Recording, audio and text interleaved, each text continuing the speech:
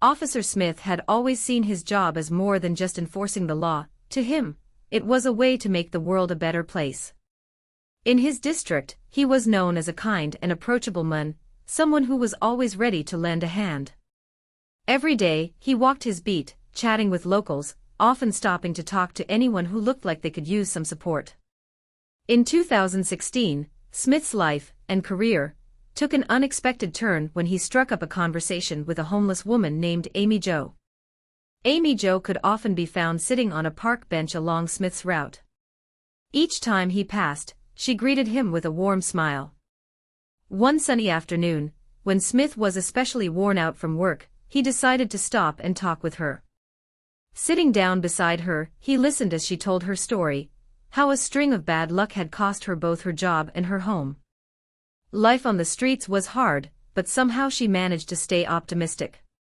Smith was taken aback when he learned that Amy Jo couldn't read.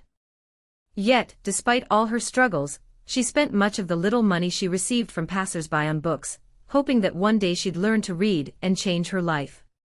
That determination struck a chord with Smith, and he knew he had to help. He began meeting her several times a week, bringing books from the library and patiently teaching her to read.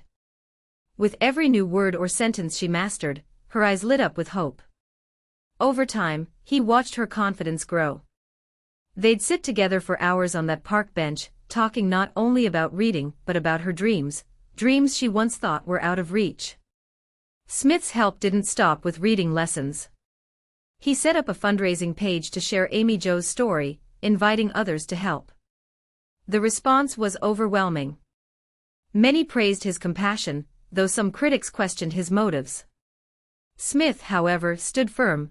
His actions, he said, came from the heart and were meant only to help.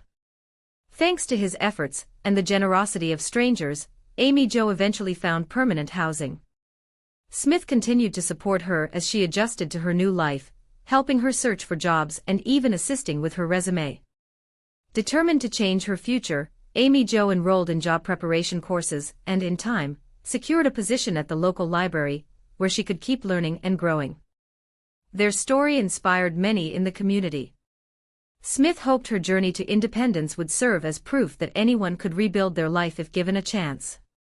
Each day, Amy Jo grew more confident, her dreams steadily becoming reality.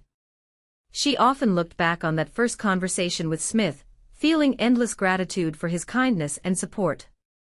Together they showed that even in the hardest times, there's always room for hope, and that genuine friendship can blossom in the most unlikely places. Even as Amy Jo began her new chapter, their bond remained strong. For the people in their town, they became a symbol of hope, proof that even the smallest acts of kindness can change someone's life for the better.